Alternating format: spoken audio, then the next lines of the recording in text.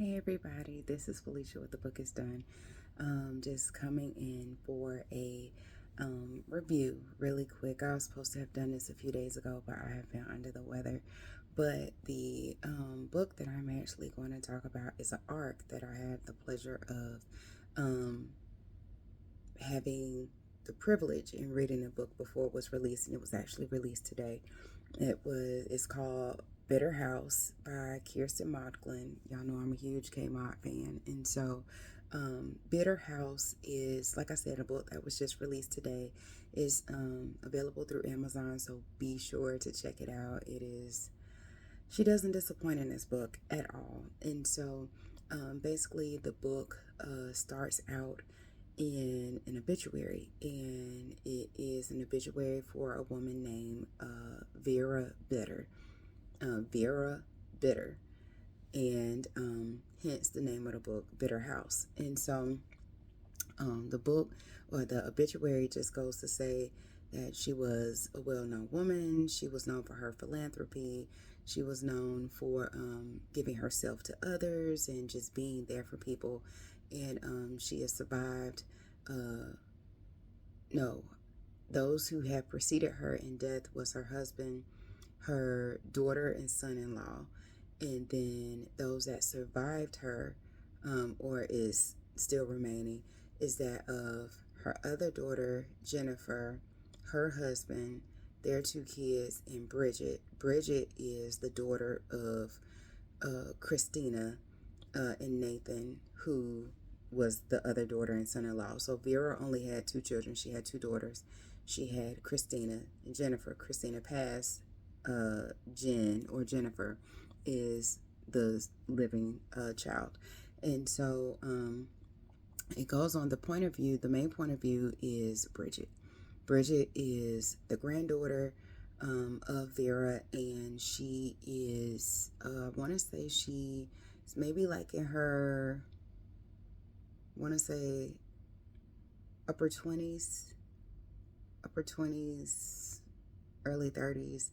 And she is, she's bitter, for lack of a better term. She is bitter from what all happened in the history of her grandmother. She has good memories and bad memories of her grandmother. She had left, from what she said early on, she had been kicked out of Bitter House. Her grandmother kicked her out once she turned 18.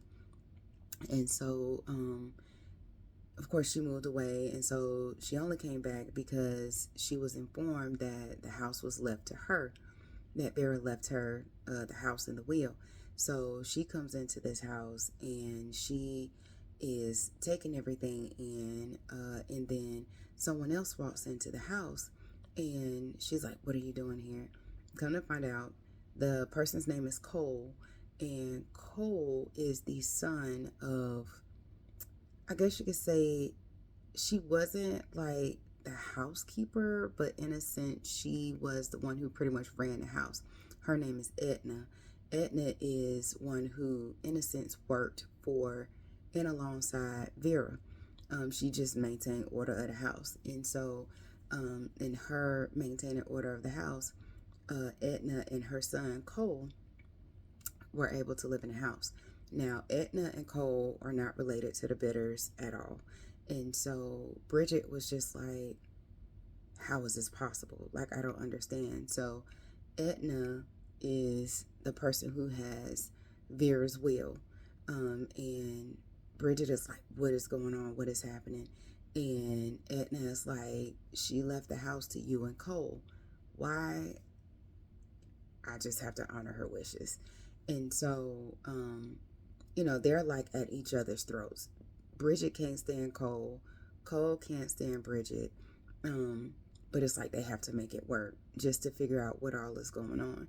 So they go on, and I don't know, over the course, I want to say this is like over the course of maybe a week.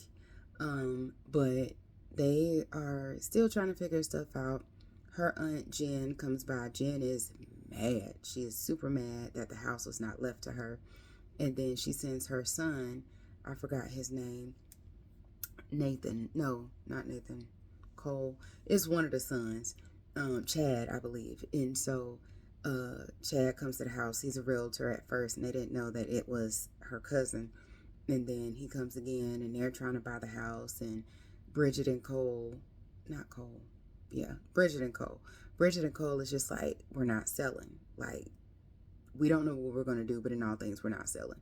So, the story goes on. There's these three ladies, they're neighbors, and Cole stayed in the house like pretty much his whole life. And so he was there in the end when Vera got, I guess, when she was getting ill, when she got older, and when she eventually passed. And so he knows these neighbors, he knows these ladies. And I forgot the name of these three ladies, but Bridget is just like, I don't trust y'all. You just seem too nice. Cole seems too nice with these ladies. What's really going on? I don't like that. I feel left out. So they're going throughout the house, just trying to get a bearing on everything. And they receive a letter on the front porch, by the front door. And it is a letter that says, hey, you don't know me, but I need you to trust me. Here within the next few days, you are going to receive some letters that just, pretty much informs you that Vera is not who she said she is or who people believe that she is. And so I'm going to stop right there. I'm not going to give away the rest of the book, but literally they said it was a total of 6 letters that they would receive. And each piece, it discloses a different part of who Vera was. And it's just different clues that they need to look in the house, look outside the house, just to be like, okay, hey, Vera isn't who she says she is. And so in all things, Bridget eventually ends up leaning on Cole. Cole ends up somewhat leaning on her. And one thing that I'm learning, and I know that this isn't what all of K Mod's books, with Kiersten Modglin's books, but it's like a touch of romance in all of them. Me, I'm a straight thrillers girl. Give me the thriller. Thrill, no chaser. Mystery, no chaser. Give me the murder. Give me all that. I don't want no kissy stuff. Hey, she had an interest in him. He had an interest in her. Okay, that's cool.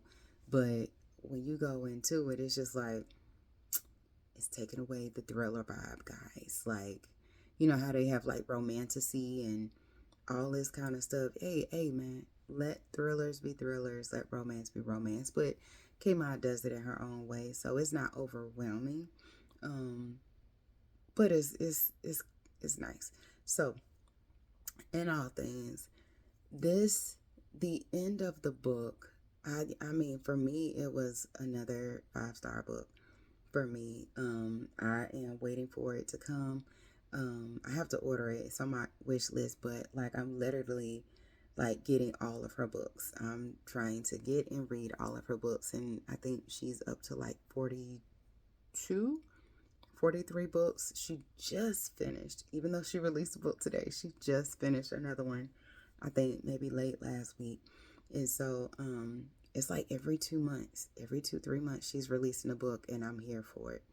So Bitter House, again, is available on Amazon as of today, June 1st. Make sure you go and check it out. If you were given the privilege of being an ARC reader, let me know what you think.